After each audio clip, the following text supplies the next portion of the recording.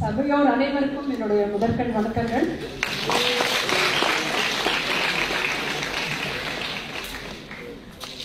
இந்த மோட்டிவேஷன் அப்படிங்கிறது வந்து எவ்வளோ வந்து முக்கியமான ஒரு மனுஷனுக்கு எவ்வளோ முக்கியம் அப்படிங்கிறது வந்து ஒருத்தர் உணர்ந்துருக்கோம். இந்த அவார்ட் ஃபங்க்ஷனில் வந்து எனக்கு தெரிஞ்ச ரொம்ப இம்பார்ட்டண்ட் ஃபேக்டர் என்னன்னா +1ல் பெர்ஃபார்ம் பண்ணவங்களுக்கு அவார்ட் பண்ணுறது.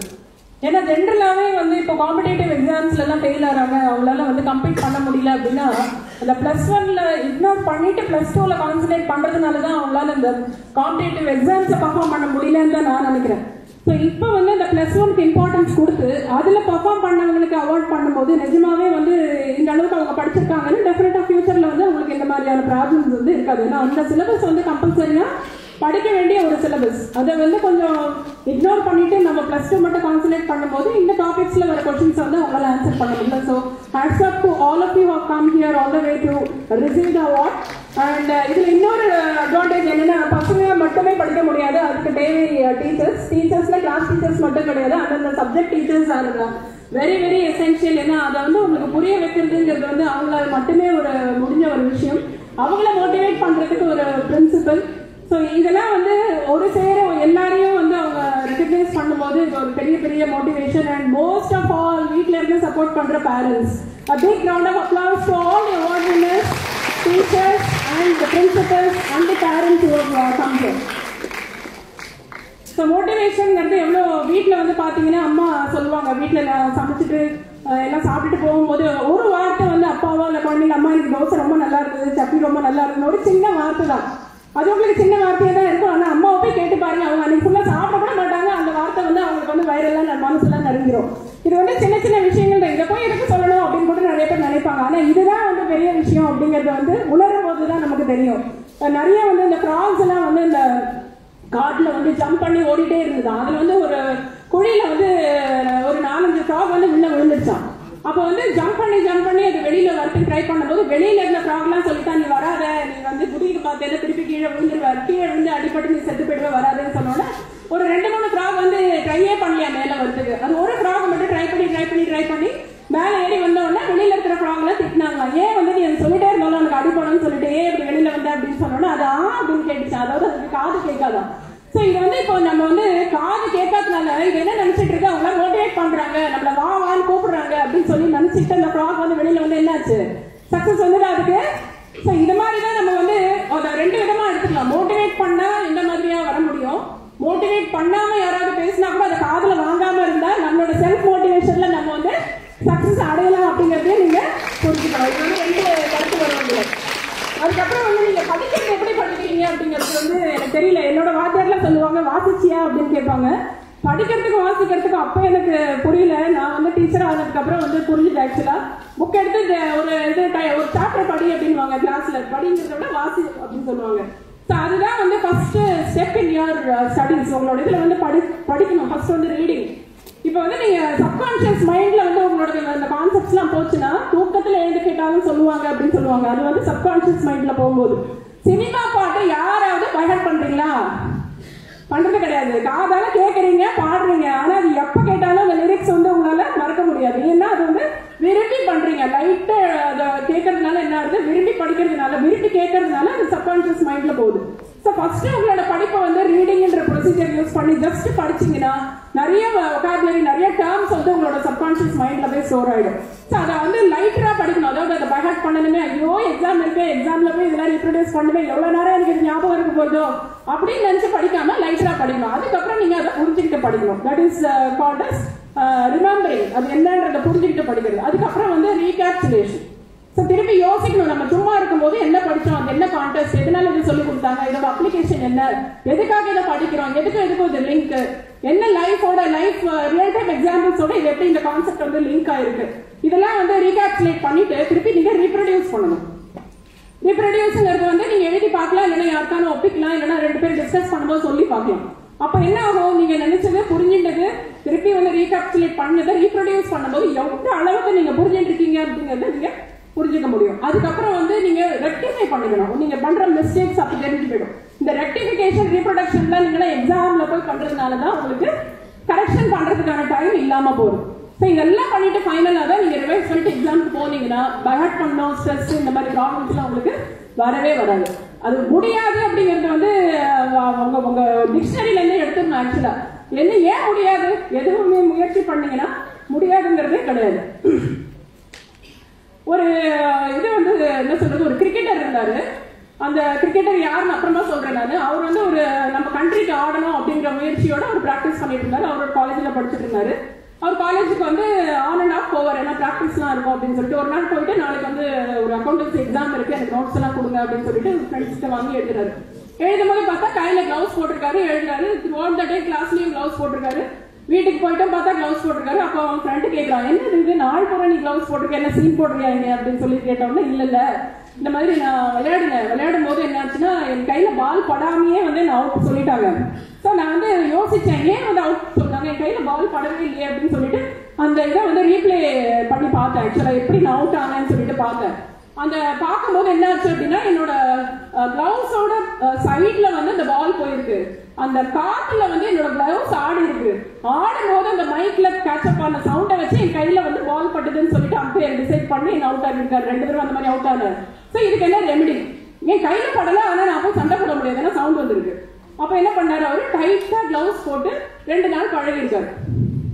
எதுக்கு அப்படின்னா அந்த கஷ்டத்தை வந்து அவர் வந்து இஷ்டமாக்கிக்கிறாரு. அந்த கை வேர்க்கும் இல்லையா, டைட்டா இருக்கும், வேர்க்கும், இப்படி மூவ்மெண்ட்ஸ் எல்லாம் கஷ்டம். ஸோ விளையாடும் போது அவருக்கு வந்து நேரடியா அவர் வந்து ஃபீல்டுக்கு அப்படி போட்டு போனா என்ன ஆகும், அவரால் வந்து பெர்ஃபார்ம் பண்ண முடியாது. ஸோ அதனால என்ன பண்றாரு, அவரு அதை பழகுறாரு. பழகிட்டு போய் விளையாடி நல்லா வின் பண்ணி இந்தியன் டீம்ல ராகுல் டிராவிடா வர்றாரு. அவர் வந்து என்ன பண்ணாரு, நம்ம பண்றோம் அவருக்கும் என்ன டிஃபரன்ஸ் பாருங்க. நம்ம ஒரு தப்பு பண்ணா என்ன பண்ணுவோம், பிளேம் பண்ணுவோம். அம்பையர் தப்பா சொல்லிட்டாங்கன்னு சொல்லுவோம். நம்ம போய் நம்ம ஆக்சுவலா அந்த தப்பு என்னங்கிறத அனலைஸ் பண்றது எத்தனை பேர். அப்புறம் அந்த தப்பை வந்து தன் மேல எடுத்துக்கிறது, ரெஸ்பான்சிபிலிட்டி எடுத்துக்கிறது. நான் தான் தப்பு பண்ணேன், இதுதான் நான் பண்ண தப்பு, இதை நான் ரெக்டிஃபை பண்ணா டெஃபினட்டா எனக்கு வந்து சக்சஸ் வரும் அப்படின்ற அனாலிசிஸ் வந்து யார் பண்றாங்களோ கண்டிப்பா சக்சஸ் வந்து ரீச் பண்ணலாம். எப்பவுமே வந்து பிளேம் பண்ணிட்டே இருந்தோம்னா சொல்யூஷன் கிடையாது, அது வந்து வேஸ்ட் ஆஃப் டைம். சரி, ஒரு இதுல வந்து தோல்வி வந்துச்சு அப்படின்னா அது ஏன் அனலைஸ் பண்ணி அந்த தோல்வி வராததுக்கு நம்ம என்ன முயற்சி பண்றோம் யோசிக்கிறோம் தான் புத்திசாலிகள். இந்த ஹோப்ங்கிறது வந்து ரொம்ப நிறைய பேருக்கு வந்து என்ன நினைப்பாங்க, நமக்கு வந்து முடியாது, நான் சின்ன வயசுல இருந்து ட்ரை பண்ணிட்டு இருக்கேன், என்னால முடியாது, இதுக்கு மேல மேத்ஸ் எல்லாம் என்னால படிக்க முடியாது, எனக்கு புரியவே முடியாது அப்படின்னு சொல்றவங்க இருக்காங்க. மேத்ஸ் வந்து ஹேட் பண்றவங்க நிறைய பேர் இருக்காங்க. ஸோ இது வந்து ஒரு யானையை வந்து ஒரு சின்ன கயிறுல வந்து கட்டி வச்சிருக்காங்க, பெரிய யானை அது. ஸோ வெளியில போறவர் வந்து வழிபோக்கு வந்து கேட்கிறாரு அந்த யானை பாகன்கிட்ட, என்ன இது இவ்வளவு பெரிய யானையா இருக்கு, ஒரு சின்ன கயிறுல போய் கட்டி வச்சிருக்கீங்க, அது அறுத்துக்கிட்டு ஓடிடாதா அப்படின்னு சொன்னா அவர் சொல்றாரு, இல்ல சின்ன குட்டியா இருக்கும் போதுல இருந்தே இந்த கயிறுல கட்டி வச்சிருக்கோம். அப்ப நிறைய அதை ட்ரை பண்ணிச்சு, போலாம்னு சொல்லிட்டு அதெல்லாம் அறுக்க முடியல. இப்பவும் அது வந்து தன்னால அறுக்க முடியாது அப்படின்னு தான் மைண்ட்ல வச்சுட்டு அது அப்படியே இருக்கு. அதனால எங்களுக்கு கவலை இல்லை, பெரிய செயின் போட்டு கட்டணுன்ற அவசியம் இல்லை அப்படின்னா. இதுதான் வந்து ஹோப், முடியாதுங்கிற ஹோப். நம்ம வந்து நேற்றுக்கு இருந்த மாதிரி இன்னைக்கு இருக்க மாட்டோம். நம்மளோட இன்டெலிஜென்ஸ் லெவல் வந்து வளர்ந்துகிட்டே இருக்கும். உங்களோட ஏஜ் போக போக என்ன ஆகும்னா உங்களோட கேப்பபிலிட்டி வந்து இன்க்ரீஸ் ஆகும். உங்க மேலேயே உங்களுக்கு நம்பிக்கை இல்லாதனால நீங்க ட்ரை பண்ண மாட்டேன்றீங்க. உங்க மேலேயே ஒரு நம்பிக்கை வச்சீங்கன்னா கண்டிப்பா ஒரு நாள் வந்து சக்சஸ் வரும். அந்த keep on motivating yourself, keep on trying, that is what is called as perseverance. கேள்விப்பட்டிருக்கீங்களா perseverance? Perseverance is the main thing for success. அதே மாதிரி ஒரு பாசிட்டிவ் ஆட்டிடியூடுக்கு ஒரு இது சொல்றேன். ஒரு ஓல்டு லேடி வந்து அவங்க ரொம்ப வந்து வயசாயிடுச்சு, அவங்களுக்கு வந்து ஒரு டெர்மினல் டிசீஸ் வருது, கேன்சர் வருது. அவங்க வந்து அவங்க சர்ச் ஃபாதர் கிட்ட போய் சொல்றாங்க, இந்த மாதிரி எனக்கு வந்து உடம்பு சரியில்லை, நான் வந்து இறந்துருவேன், ஒரு 10 நாள்ல இறந்துருவேன், ஆனா எனக்கு ஒரு விஷ் இருக்கு, அதை வந்து நீங்க பண்ணுங்க அப்படின்னு சொல்லிட்டு அந்த சர்ச் ஃபாதர் கேட்கிறாரு என்ன பண்ணணும் அப்படின்னு. இந்த மாதிரி இடத்துல புதைக்கணும், அந்த சமயத்துல வந்து இந்த மாதிரி ஒரு சாங் போடணும், இந்த மாதிரி ப்ரேயர் பண்ணணும் எல்லாம் சொன்னோம்னா சர்ச் ஃபாதர் கேட்டுக்கிறாரு. அப்புறம் சொல்றாங்க, என்ன புதைக்கும் போது என் கையில ஒரு போர்க்கை வச்சுட்டு புதைங்க அப்படின்றாரு. ஏன்னு கேட்கிறாரு ஃபாதர், எதுக்கு அந்த மாதிரிலாம் சொல்றீங்க, அந்த மாதிரிலாம் பண்ண மாட்டோமே அப்படின்னோட, எனக்கு தயவு செஞ்சு இப்படி பண்ணுங்க அப்படின்னோட என்ன அப்படின்னு கேட்பேன். அப்போ சொல்லுவாங்க அவங்க, இவங்க வந்து டின்னர் சாப்பிடும் போது எல்லா பதார்த்தமும் பரிமாறி கடைசியா வந்து உங்களுக்கு டெசர்ட் வரும் இல்லையா.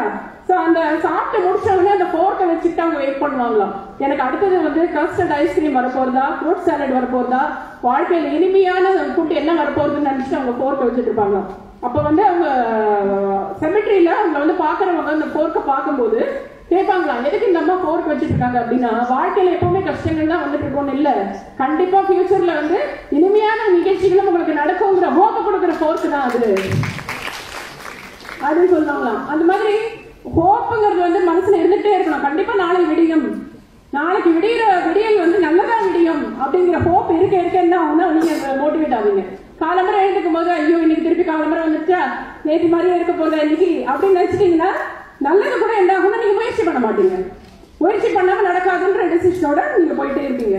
என்னோட பையன் ஒரு தடவை அப்படிதான், அவனுக்கு வந்து 9th ஸ்டாண்டர்ட் படிக்கும்போது ஒரு மேத்ஸ் டீச்சர் சென்ட்ரல் ஸ்கூல்ல அவர் வந்து டியூஷன் அமிச்சோம். சரி இப்போ டியூஷன் போனா 10th போது நல்ல மார்க் வாங்கலாமே அப்படின்னு சொல்லிட்டு அந்த மாஸ்டர் தான் வந்து தி பெஸ்ட் மாஸ்டர். அதாவது அவர் வந்து ரொம்ப கான்செப்ட் ஓரியன்டா சொல்லி தருவாரு. அது வந்து மறக்கவே மறக்காது அந்த மாதிரி சொல்லி தருவாரு. இந்த பசங்களுக்கும் ரொம்ப பிடிக்கும் அந்த மாஸ்டர்.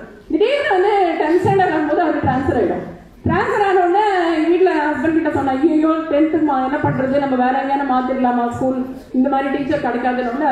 அவ்வளோ சின்ன பையன் 10th படிக்கிற பையன் என்கிட்ட சொன்னாங்க, ஏமா நீ அப்படி சொல்ற, அந்த மாஸ்டரோட பெட்டரா ஒரு மாஸ்டர் வருவார், ஏமா நீ நினைக்கிற. அந்த வயசுல அந்த குழந்தையோட பாசிட்டிவ் ஆட்டிடியூட் அண்ட் ஹோப் அவரை மாதிரியே கூட வரலாம், இல்ல அவரோட பெட்டரா கூட வரலாம். ஏன் வந்து நம்ம வந்து முடியாதுன்னு நினைக்கணும் அப்படின்னா, அதை வந்து ஆக்சுவலா எனக்கு வந்து பசங்க வந்து ஒரு குருவா நான் நினைப்பேன். அப்பப்போ அவங்க சொல்லும் போது நம்ம வந்து கத்துக்கிறோம், நம்ம வந்து ஐயோ இது நம்ம இப்படி நினைச்சோம், பையன் இவ்வளவு பாசிட்டிவா நினைக்கிறானு அப்படின்னு சொல்லிட்டு. இது வந்து ஒரு பயங்கர இன்ஸ்பிரேஷன் எனக்கு.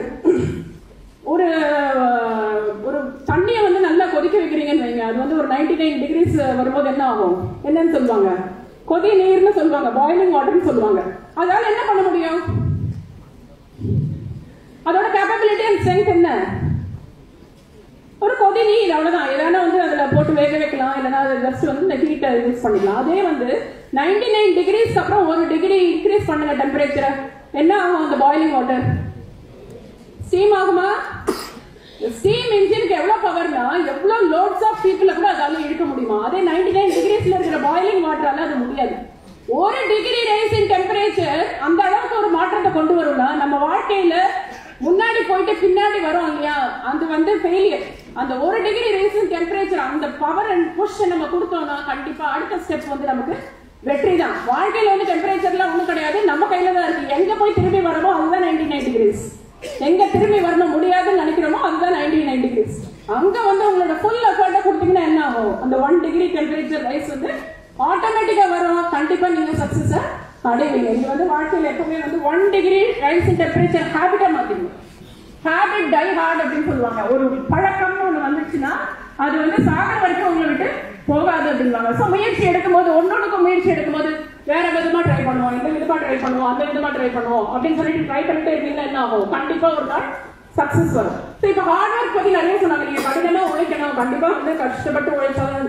ஆனா இன்னைக்கு காலகட்டத்துல ஹார்ட் ஒர்க் மட்டும் வந்து போராது, யூ நீட் ஸ்மார்ட் ஒர்க். நிறைய வந்து புத்திசாலித்தனமா யோசிக்கிறதுக்கு நீங்க வந்து பழகிக்கணும். ஆக்சுவலா ஒரு அகாடமிக்கும் எஜுகேஷனுக்குமே வந்து ரொம்ப வருஷம் வந்து எனக்கு வித்தியாசம் தெரியாம இருந்தது. நான் வந்து ஒரு அகாடமிஷன் சொல்லிக்கிறதா எஜுகேஷனிஸ்ட் சொல்லிக்கிறதா அப்படிங்கிறது நிறைய யோசிச்சிருக்கேன். ஸோ முதல்ல வந்து ஒரு லெக்சரரா சேரும் போது ஒரு அகாடமிஷனா தான் இருந்தேன். ஏன்னா சப்ஜெக்ட் ஒன்லி இருக்கும்போது அது அகாடமிக்ஸா தான் இருக்கும். சிலபஸ்க்குள்ள இருக்கிற விஷயங்களை நம்ம கத்துக்கும் போது அது அகாடமிக்ஸ் தான் சொல்லுவாங்க. அப்ப எஜுகேஷன்னா என்ன, ஒரு சொல்லுவாங்க இல்லையா, யாராவது தப்பு பண்ணாங்கன்னா என்ன படிச்சு எப்படி பண்றான், he's not educated but still see how he has behaved அப்படிங்குவாங்க. அப்ப என்ன டிஃபரன்ஸ், படிச்சவங்கன்னா என்ன படிச்சவங்க அப்படின்னு. வாழ்க்கை கல்விய படிச்சவங்களும் அவங்கதான் வந்து எஜுகேட்டட் சொல்றாங்க. அதாவது அகாடமிக்ங்கிறது பார்ட் ஆஃப் எஜுகேஷன். எமோஷனல் இன்டெலிஜென்ஸ்ங்கிறது ரொம்ப ரொம்ப அவசியம். எமோஷனல் இன்டெலிஜென்ஸ் தான் வந்து 80% வந்து சக்சஸ் கொடுக்குமா. நம்ம படிக்கிற படிப்பு 20% தான் அதுல இன்வால்வ். 2 பேரும் ஒரே காலேஜ்ல படிக்கிறாங்க, டிகிரி வாங்குறாங்க, ஒரே கம்பெனில சேர்றாங்க, 2 பேரும் ஒரே மாதிரி எவால்வ் ஆக மாட்டாங்க. 2 பேரோட growth வந்து ஒரே மாதிரி இருக்காது. ஒவ்வொருத்தரோட எமோஷனல் இன்டெலிஜென்ஸ் எப்படி இருக்கோ அதை பேஸ் பண்ணி தான் வந்து அவங்களோட growth இருக்கும். ஸோ எமோஷனல் இன்டெலிஜென்ஸ் என்ன, இதெல்லாம் ஸ்கூல்ல சொல்லி தராங்களா? ஸ்கூல்ல சொல்லி கொடுக்காத ஒரு விஷயம்னு பாத்தீங்கன்னா அது வந்து எமோஷனல் இன்டெலிஜென்ஸ். அதாவது சொல்லி தர முடியாது, நீங்களா வந்து அப்சர்வ் பண்ணி கத்துக்க வேண்டிய ஒரு விஷயம். எமோஷனல் இன்டெலிஜென்ஸ் என்னன்னா, ஃபர்ஸ்ட் ஸ்டெப் என்னன்னா, உங்களுக்குள்ள இருக்கிற எமோஷன்ஸை வந்து நீங்க அப்சர்வ் பண்ணி அண்டர்ஸ்டாண்ட் பண்ணிக்கணும். உங்களுக்குள்ள இருக்கிற எமோஷன்ஸ்னா உங்களோட ஸ்ட்ரென்த் என்ன, உங்களோட வீக்னஸ் என்ன, உங்க தாட்ஸ் என்ன மாதிரி நினைக்கிறீங்க, பாசிட்டிவா நினைக்கிறீங்களா நெகட்டிவா நினைக்கிறீங்களா, உங்களை பத்தி மட்டும் இல்ல மத்தவங்களை பத்தியும். ஸோ காலம்பரில இருந்து நீங்க வந்து ஒரு 24 ஹவர்ஸ்ல வந்து ஒரு 10 ஹவர்ஸ் ஒரு 15 ஹவர்ஸ் நீங்க அசஸ் பண்ணீங்கன்னா, இப்ப வந்து நான் காலம்பரம் எழுந்தவொடனே ஒருத்தர் ஹெல்ப் பண்ணணும்னு நினைக்கிறேன்னா, இல்ல நேற்றுக்கு என்ன திட்டினவங்களை பழி வாங்கணும்னு நினைக்கிறேன்னா, இல்ல அவங்களுக்கு ஏதாவது பண்ணணும் நெகட்டிவா பண்ணணும்னு நினைக்கிறேன்னா, இல்ல பாசிட்டிவா பண்ணணும்னு நினைக்கிறேன்னா, மற்றவங்க ஃபீலிங்ஸ் நான் புரிஞ்சுக்கிறேன்னா, எனக்கு எந்த மாதிரியான இன்டர்னல் எமோஷன்ஸ் எப்படி இருக்கு, என்னோட மனசுக்குள்ள இருக்கிற 4 வால்குள்ள நடக்கிற போராட்டம் என்ன, எதை வந்து நான் வந்து பாசிட்டிவா இருக்கு, எது நெகட்டிவா இருக்கு, எந்த பிசினஸ் வந்து ஸ்ட்ரென்த்தா மாத்தணும். இதை வந்து புரிஞ்சுக்கிறவங்களே ஒரு பெரிய சக்சஸ். நம்ம புரிஞ்சுக்கிறதே வந்து ஒரு பெரிய சக்சஸ்.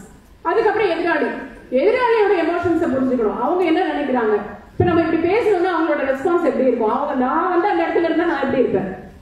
நிறைய பேர் வந்து என்ன இந்த மாதிரி நடத்தணும்னு நினைப்பாங்களே தவிர அதே மாதிரி எதிராளுக்கும் அந்த ஒரு ஃபீலிங் இருக்குங்கிறத நினைக்க மாட்டாங்க. So how you wanted to be treated, the same way you should treat others. This is the success of life. So ஒரு கம்பெனில ஒர்க் பண்றீங்க அப்படின்னா நீங்க மட்டுமே என்ன பண்ண முடியாது, சுத்தி இருக்கிறவங்க எல்லாருமே வந்து கோஆபரேட் பண்ணி பண்ணணும். கோஆபரேட் பண்ணி பண்ணணும் அப்படின்னா நீங்க அவங்க மதிச்சாதான் அது வந்து உங்களுக்கு ரெஸ்பான்ஸ் கிடைக்கும். நீங்க ஜஸ்ட் மிஷின் மாதிரி வேலை பண்ண அப்படின்னா யாரும் பண்ண மாட்டாங்க. அவங்களோட ஃபீலிங்ஸ் என்ன, அவங்க என்ன நினைக்கிறாங்க, இந்த மாதிரி ஒரு வார்த்தை பேசினா இந்த மாதிரி நான் நினைப்பேன், அந்த மாதிரி தானே எதிராக நினைப்பாங்க. அந்த மாதிரியான விஷயங்கள், எமோஷன்ஸ், எம்பதி, இதெல்லாம் புரிஞ்சுக்கிறவங்க தான் வந்து வாழ்க்கையில நம்ம படிச்ச சப்ஜெக்ட் நாலேஜோட சேர்த்து எமோஷனல் இன்டெலிஜென்ஸ் ஆட் ஆகும்போது தான் வந்து சக்சஸை நம்ம பாக்குறோம். ஒரு team leaders, women team leaders எவ்வளவு பேர் பாக்குறேன், ரொம்ப சந்தோஷமா இருக்கு எனக்கு. விமனுக்கு வந்து நேச்சுரலாவே கடவுள் கொடுத்த கிஃப்ட் வந்து மல்டி டாஸ்கிங் கேப்பபிலிட்டி. அவங்க வந்து டிகிரி தனியா வாங்காம எங்க அம்மா எங்க பாட்டி அந்த காலத்துல சொல்ற படிக்காதவங்க இருக்கும்போது அவ்வளவு ஸ்கில்ஸ் வந்து அவங்களுக்கு எப்படி வந்ததுன்னே சொல்ல முடியாதுக்கா. எப்படின்னா ஒரு ஹவுஸ் கீப்பர்ல இருந்து சிஇஓ வரைக்கும் ஒரு கம்பெனில இருக்கிற அத்தனை வேலையும் அவங்க பண்ணுவாங்க, அத்தனை எக்ஸ்பர்ட்டா இருப்பாங்க. டெய்லி ஒரு ஜட்மெண்ட் இருக்கும், டெய்லி அவங்க வந்து ஒரு லீகல் அட்வைஸ் கொடுப்பாங்க, டெய்லி வந்து அவங்க வந்து இந்த டைம் மேனேஜ்மெண்ட் பண்ணுவாங்க. ஒரு 4 பேர் காலம்புற வந்து டிஃபன் சாப்பிடணும், ஒருத்தர் வந்து காஃபி கொடுக்குவாங்க, பேப்பர் என்னன்னுவாங்க, கண்ணாடி என்னன்னுவாங்க. வீட்டுல இருக்கிற அத்தனை பேருக்கும் வந்து பேலன்ஸ்டா அட் அ டைம் பண்ணக்கூடிய ஒரே திறமைசாலி உங்க அம்மா தான். அதே அப்பா வந்து பேப்பர் படிச்சுட்டு இருப்பாரு, பேப்பர் படிக்கும் போது பையன் போயிட்டு அப்பா நாளைக்கு எக்ஸ்கர்ஷன் போனா எனக்கு 50 ரூபாய் கொடு அப்படிங்குவோம். பொண்ணை வந்துட்டு அப்பா எனக்கு வந்து மியூசிக் கிளாஸ் போனோம் அப்படின்னு. அம்மா கிட்ட வந்து காஃபி கேட்டு காஃபி வச்சுட்டு போயிருப்பாங்க. அப்பா நியூஸ் பேப்பர் படிச்சுட்டு இருப்பாரு, எதையுமே கவனிச்சிருக்க மாட்டாரு, நியூஸ் பேப்பர் மட்டும் படிச்சுட்டு இருப்பாரு. அவர் கேட்பாரு என்னாச்சு காஃபி அப்படின்னு கேட்பாரு. அதெல்லாம் வச்சு 6 மணி நேரம் ஆகுது அப்படின்வாங்க அம்மா அங்கேருந்து. அந்த ஒரு concentration in one particular skill, one particular ஜாப்ங்கிறது ஜென்ட்ஸுக்கு ஜென்ரலாவே இருக்கும். அவங்களுக்கு மல்டி டாஸ்கிங் இல்லைன்னு சொல்லல, பட் குறைவு. விமனை விட அது வந்து கொஞ்சம் குறைவு. ஸோ விமனுக்கு வந்து இந்த மல்டி டாஸ்கிங் ஸ்கில்னால இந்த லீடர்ஷிப் குவாலிட்டி அப்படிங்கிறது இன்பில்ட்டா இருக்கு. ஸோ அவங்க அந்த மாதிரி ஒரு லீடர்ஷிப் குவாலிட்டியை வரும்போது எம்பத்தி, எமோஷனல் இன்டெலிஜென்ஸ் வந்து அவங்களுக்கு கண்டிப்பா தேவையான ஒரு விஷயம். பேஷண்டோட இருக்கிறது, நல்ல ஒரு பொறுமையா இருக்கிறது, மற்றவங்க என்ன நினைக்கிறாங்கிறத கேட்கறது. A good communicator is a good listener னு சொல்லுவாங்க. ஃபர்ஸ்ட் வந்து நீங்க மற்றவங்களை கேட்கறதுக்கு பொறுமை இருந்தாதான் உங்களால ப்ராப்பரான கம்யூனிகேஷன் வந்து பண்ண முடியும். மற்றவங்க அவங்க என்ன சொல்றாங்கன்னே கேட்காம நீ ஒன்லி பாஸ் பண்ணிட்டே இருக்கணும்னா கண்டிப்பா வந்து உங்களுக்கு வந்து அவுட்புட் கிடைக்காது.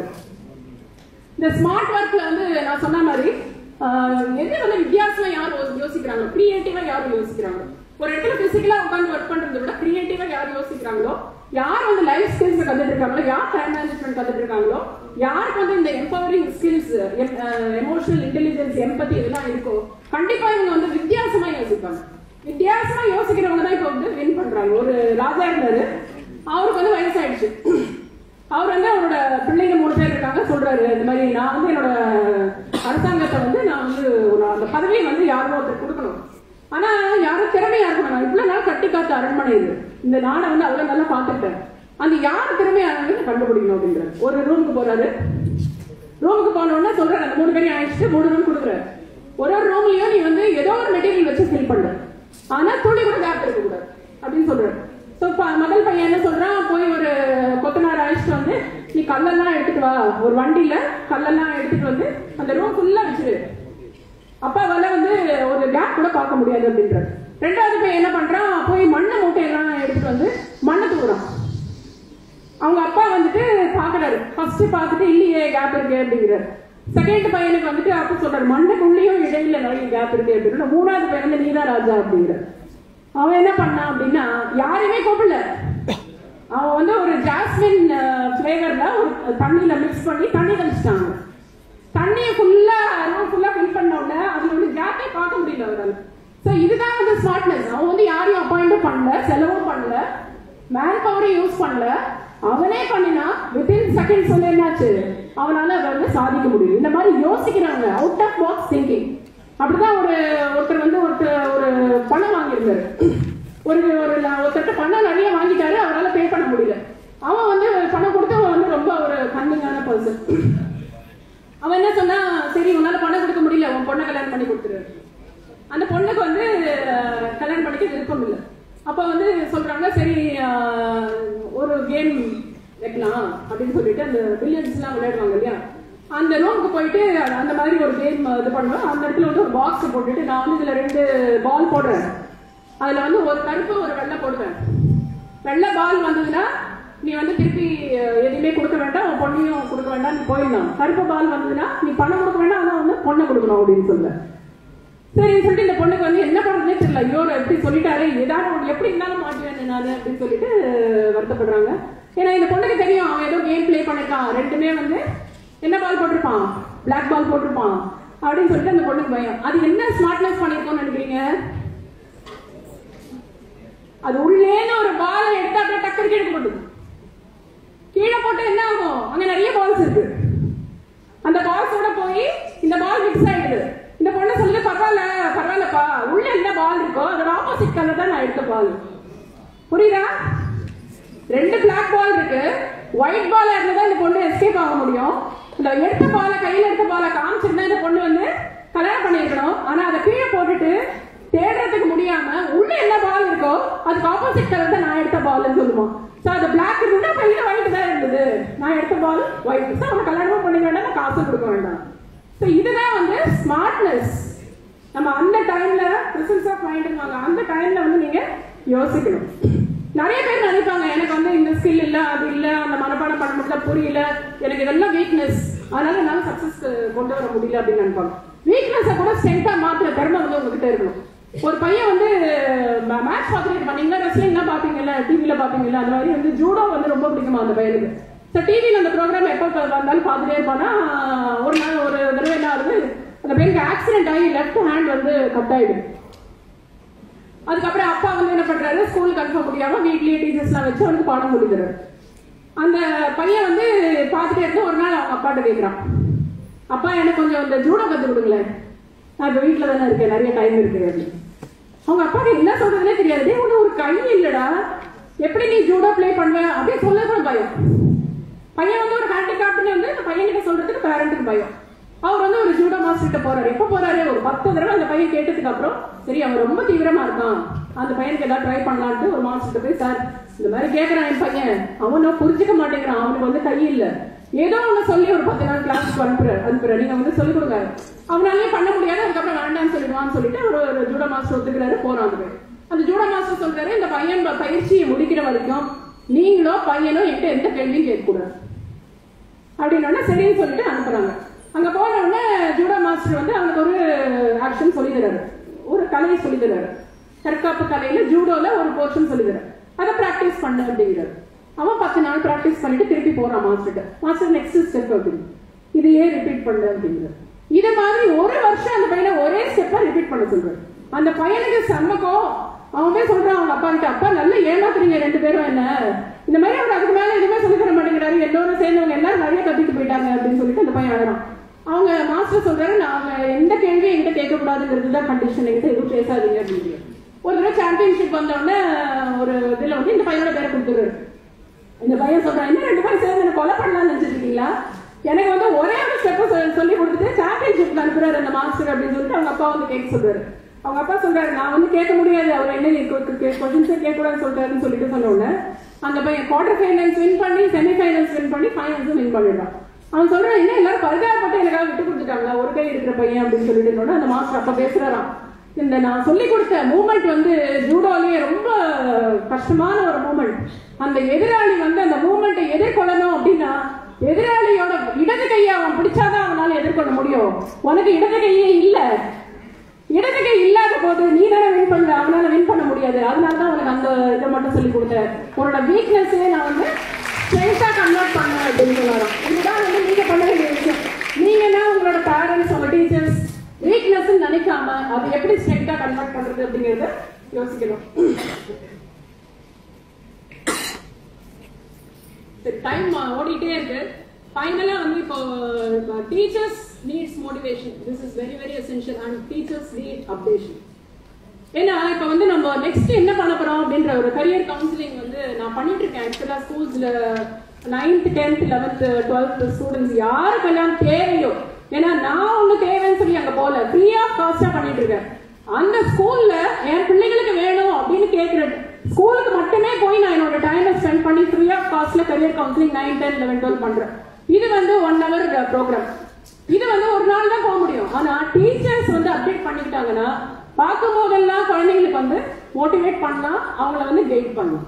ஏன்னா லேட்டஸ்ட் டெக்னாலஜி என்ன பிரான்ச்சுக்கு வந்து ஜாப் கிடைக்குங்க, எந்த பிரான்ச்சுக்கு ஜாப் கிடைக்கும்னு சொல்லவே முடியாது. இப்ப நீங்க படிக்கிறீங்கன்னா 5 வருஷம் கழிச்சு நிலைமையே வேற மாதிரி இருக்கும். நீங்க ஒரு கோர்ஸ் எடுக்கும் போது இன்னைக்கு என்ன நிலைமைன்னு யோசிக்காம 5 வருஷத்துக்கு அப்புறம் இதோட நிலைமை என்ன, இந்த ஒரு பிரான்ச்சுக்கோ இல்ல இந்த ஒரு கோர்ஸுக்கோ வளர்ச்சி இருக்கா, வாய்ப்பு இருக்கா, வளர்ச்சி இருக்கா, வாய்ப்பு இருக்கா, இது ரெண்டும் பார்த்துதான் வந்து நீங்க ஒரு கோர்ஸை வந்து தேர்ந்தெடுக்கணும். என்ன மாதிரி உலகம் போயிட்டு இருக்கு. சோ இந்த அனாலிசிஸ் பண்ணணும் அப்படின்னா parents and teachers also should get updated. Enlighten பண்ணிக்கிட்டாதான் அவங்களுக்கு நீங்க ப்ராப்பரா கைட் பண்ண முடியும். இல்லைன்னா ஒரு குழந்தை பிறந்தவங்க என்ன சொல்லுவாங்க, இன்ஜினியர் பிறந்துதான் டாக்டர் பிறந்துதான் அப்படின்னு சொல்லுவாங்க. ஏன்னா அவங்களோட எக்ஸ்போஷர் வந்து அந்த மாதிரி இருக்கு. எங்க ஃபீல்டு நல்லா இருக்கு, இப்போ எங்க வந்து வாய்ப்பு இருக்கு. இப்ப நீங்க நிறைய இன்ஜினியரிங் ஃபீல்ட்ஸ்லேயே பாத்தீங்கன்னா மெக்கட்ரானிக்ஸ் வந்து நல்லா போயிட்டு இருக்கு, இன்ஸ்ட்ருமெண்டேஷன் நல்லா இருக்கு, நிறைய வந்து ஆட்டோமேஷன் சைடு போயிட்டு இருக்கு, ரோபோட்டிக்ஸ் நல்லா இருக்கு. ஆனா இந்த மிஷின்ல என்ன, மிஷினும் சண்டை போடுற காலம் போய் மனுஷனும் மிஷினும் சண்டை போடுற காலம் வந்தாச்சு. மனுஷனும் சண்டை போடுற காலம் போய் மனுஷனும் மிஷினும் சண்டை போடுற காலம் வந்தாச்சு. சோ இதுக்கு மேல நமக்கு வயலவா இப்ப வேணும்னா என்ன பண்ணுவோம், ஆர்டிபிஷியல் இன்டெலிஜென்ஸ்ங்கிறது மனுஷனா எழுதின ஒண்ணுதான். அப்போ எமோஷனல் இன்டெலிஜென்ஸ் யாருக்கு இருக்கு, மனுஷனுக்கு மட்டும்தான் இருக்கு. சோ அதை வளர்த்துக்கிட்டு அதுக்கு மேல நீங்க போகணும் அப்படின்னா நீங்க வந்து அதுல வந்து தயார்படுத்திக்கணும், உங்களோட ஸ்கில்ஸ் வந்து என்ஹான்ஸ் பண்ணிக்கணும். இந்த ஃபீல்டுல நல்லா இருக்குன்னா இதோட திறமையை வந்து அந்த கரெக்டான ஃபீல்டுல வந்து நீங்க என்ஹான்ஸ் பண்ணிக்கணும். ஸோ இதெல்லாம் வந்து உங்களோட பேசிக் டிப்ஸ் வந்து என்ன அப்படின்னா, நீங்க ஆல்ரெடி நீங்க ஒர்க் பண்ண ஆரம்பிச்சிடணும். அது ஆல்ரெடி நீங்க 11th to 12th போறீங்கன்னா நெக்ஸ்ட் நீங்க டிசைட் பண்ணணும் உங்களோட ஃபியூச்சர் என்ன, எந்த பிரான்ச் எடுத்தா எப்படி இருக்கும். பிரான்ச் எடுத்து நெக்ஸ்ட் பண்றது கூட இப்போ நீங்க தயார்படுத்திக்கணும் உங்களோட ட்ரைனிங்ல. ஸோ இந்த மாதிரி இன்னொரு ஆசை வந்து இந்த அவார்ட்ஸ்ல எல்லாம் கொடுத்தாங்க, இப்போ டாப்பர்ஸ்ல கொடுக்க போறாங்க. எனக்கு ஒரு ஆசை, ஏதாவது நான் ஒரு ஸ்கூல் வச்சிருந்தாலோ இல்லை எனக்கு ஒரு ஆப்பர்ச்சுனிட்டி கொடுத்தாலோ நான் வந்து யாருக்கு அவார்ட் பண்ண விரும்புவேன் அப்படின்னா, படிக்கவே முடியாம ஒரு பிலோ ஆவரேஜ் ஸ்டூடெண்ட்டை வந்து அபோ ஆவரேஜா கொண்டு வர டீச்சருக்கு நான் வந்து அவார்ட் பண்ணணும்னு. ஏன்னா இதுதான் வந்து இப்போ ரொம்ப கஷ்டமான ஒரு விஷயம். நான் பண்ணியிருக்கேன் என்னோட ஃபர்ஸ்ட் டீச்சிங் எக்ஸ்பீரியன்ஸ்ல. ஒரு சோஷியல் ஸ்டடிஸ் டீச்சரா போனேன். அதுல ஒரு ஸ்டூடெண்ட் வந்து டம்மா இருப்பாங்க, எதுக்குமே பேச மாட்டாங்க, ஒரு மாதிரி டம்மா இருப்பாங்க. அது வந்து ஸ்டாஃப் ரூம் வந்தோட டீச்சர்ஸ் கேட்பாங்கல்ல, புது டீச்சர் வந்து என்ன அந்த கிளாஸ் இந்த ஸ்டூடெண்ட் அப்படி இருக்கான் அப்படின்னா என்ன பண்ணுவாங்க, அவங்க வந்து அவங்களோட ஒப்பீனியன் சொல்லுவாங்க. சம்டைம்ஸ் என்ன சொல்லுவாங்க, அவங்க நினைக்கிறது சொல்லுவாங்க, நம்மளும் அதே ஒரு இதை வந்து மனசுல வாங்கிக்கிட்டு நம்ம அதே மாதிரி பார்ப்போம். நம்மளா எக்ஸ்பீரியன்ஸ் ஆகாம மத்தவங்க சொல்ற இன்புட்ஸை கேட்டு சில பேர் நடப்பாங்க.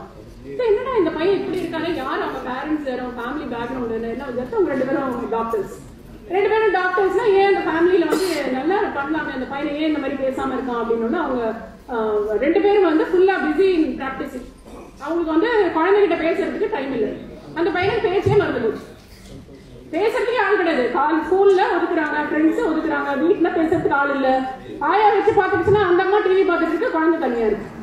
ஸோ இந்த மாதிரி இதுல வந்து நான் அப்பதான் ஃபர்ஸ்ட் டீச்சிங்க்கு போனேன். எனக்கு ரொம்ப பாவமா, நான் போகும்போது அந்த குழந்தை அப்படியே பிடிக்கும். அந்த குழந்தை ரொம்ப கஷ்டமா இருக்கும், ஐயோ எவ்வளவு ஏங்குறது இந்த குழந்தை அப்படின்னு சொல்லிட்டு சாப்பிடும்போது அந்த குழந்தையோட உட்காந்து அதோட பேசி என்ன வார்த்தையே வரலைங்க. அந்த பையனுக்கு வந்து மறந்தே போச்சு பேசுறதுக்கு.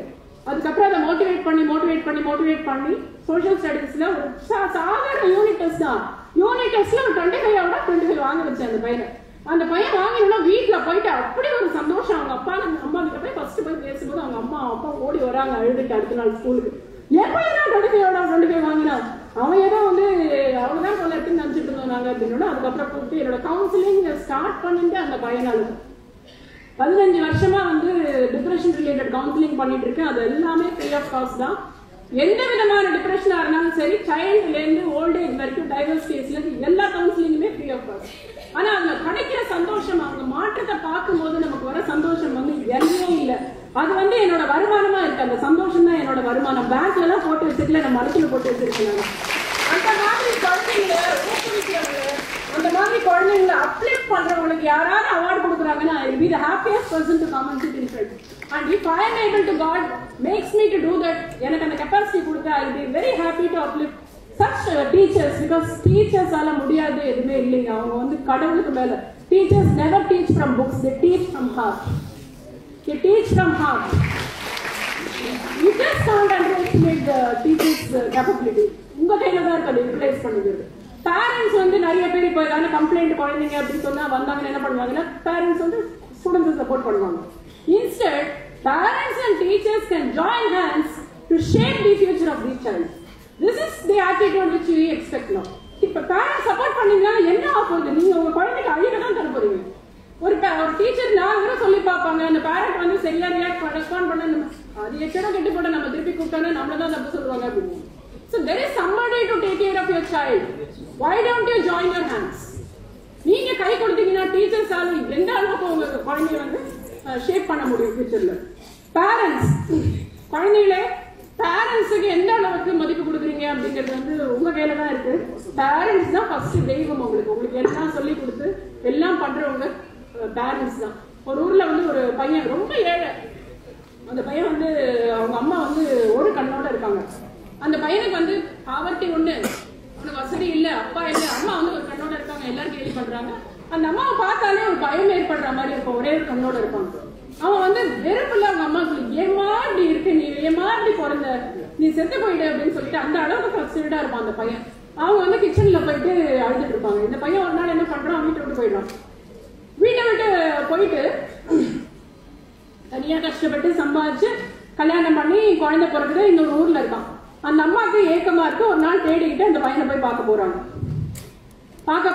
வீட்டுக்குள்ள காலடி எடுத்து வச்ச உடனே அந்த பையனோட குழந்தை வந்து அலறிக்கிட்டு ஓடுறா. பார்த்துட்டு பயத்துல ஒரு கண்ணோட அவங்கள பார்த்தோன்னே அந்த பையன் வந்துட்டு திட்டுறான், ஏன் உன் யார் வர சொன்னா, நீ வேண்டாம் தானே நான் விட்டுட்டு நான் இங்க வந்தேன் அப்படின்னு அந்த பையன் அவங்கள விரட்டிடும். அவங்க வந்து அவங்க ஊருக்கு போயிடுறாங்க. ஒரு நாளைக்கு வந்து இந்த பையன் படிச்ச ஸ்கூல்ல இருந்து ஒரு ரீயூனியன் லெட்டர் வருது. இந்த மாதிரி ரீயூனியன் அரேஞ்ச் பண்ணிருக்கோம், எல்லாருமா வந்து கெட் டுகெதர் மாதிரி அப்படின்னு. சரின்னு அந்த பையன் சரி நம்ம ஊரை பார்த்து எவ்வளவு நாளா இருக்கு, நம்ம போய் பார்க்கலாம் அப்படின்னு சொல்லிட்டு போறான். அங்க போயிட்டு எல்லாம் அட்டென்ட் பண்ணிட்டு நைஸா அவனோட ஸ்ட்ரீட் வழியா வரான். ஸ்ட்ரீட் வழியா வந்துட்டு வீட்டுக்குள்ள வந்தவொடனே அவங்க அம்மா வந்து கீழே கிடக்காங்க. அவங்க கையில ஒரு லெட்டர். அந்த லெட்டர்ல எழுதியிருக்காங்க, இந்த மாதிரி நீ ரொம்ப வந்து என்ன வெறுக்கிறேன்னு எனக்கு தெரியும், ஆனா நடந்தது என்னங்கிறது இப்ப நான் சொல்லணும்னு ஆசைப்படுறேன். சின்ன வயசுல உனக்கு ஒரு கண்ணு வந்து ஆக்சிடென்ட்ல போயிடுச்சு. நீ வந்து குரூரமா உலகத்துக்கு தெரியக்கூடாது, உன்னை யாரும் வந்து அசிங்கமா நினைக்க கூடாது, உன்னை யாரும் தூக்கக்கூடாது, உனக்கு இன்னும் லைஃப் இருக்கு, நான் வாழ்ந்துட்டேன் நீ வாழணும் அப்படிங்கிறதுனால என்னோட ஒரு கண்ணை எடுத்து நான் உனக்கு வச்சேன். அதை நான் சொல்லியிருந்தேன்னா ஒரு சிம்பத்தி கிரியேட் பண்ற மாதிரி இருந்திருக்கும். இப்ப கூட நான் உயிரோட இல்லாத இருக்கணும்னு தான் நினைக்கிறேன் நீ வரும்போது. ஏன்னா நீ இல்லாத இன்னைக்கு இருந்தாலும் என்னோட உயிர் போகுது. நீ ஊர்ல இல்லாதப்போ நீ என்னோட உயிர் போயிடுச்சுன்னு யாரும் சொன்னாங்கன்னா என்னோட ஈனத்திரியை செய்யறதுக்கு அங்கேருந்து வரத்துக்கு கூட நீ கஷ்டப்படக்கூடாது. அதனால என்னோட உயிரை நான் போக்கிக்கிறேன். உனக்கு வந்து ஒரு இந்த பியூட்டிஃபுல் வேர்ல்ட தெரியறதுக்கு என் கண்ணை உதவுறது அப்படிங்கிறதுல எனக்கு ஒரு சந்தோஷம். ஆனா அந்த கண்ணை ஜாக்கிரதையா பாத்துக்கோப்பா. உனக்கு ஒரு கண்ணு போனா உன் குழந்தைய உன்னை வெறுத்துடும். அதுதான் அம்மா. எவ்வளவு தியாகம் பண்ணாலும் உனக்கு இதை பண்ணிருக்கேன்னு சொல்ல மாட்டாங்க. உனக்கு இதை பண்ணிருக்கேன்னு அம்மாவும் சொல்ல மாட்டாங்க. நீ புரிஞ்சுக்கணும். அவங்களோட சொத்து, அவங்களோட லைஃப் எல்லாமே குழந்தைங்க தான். அவங்கள வந்து நீங்க எந்த அளவுக்கு பூஜிக்கிறீங்களோ உங்க குழந்தைங்க உங்களை பூஜிக்க. நம்ம பண்றதுன்னு நம்ம குழந்தை பண்ணணும்.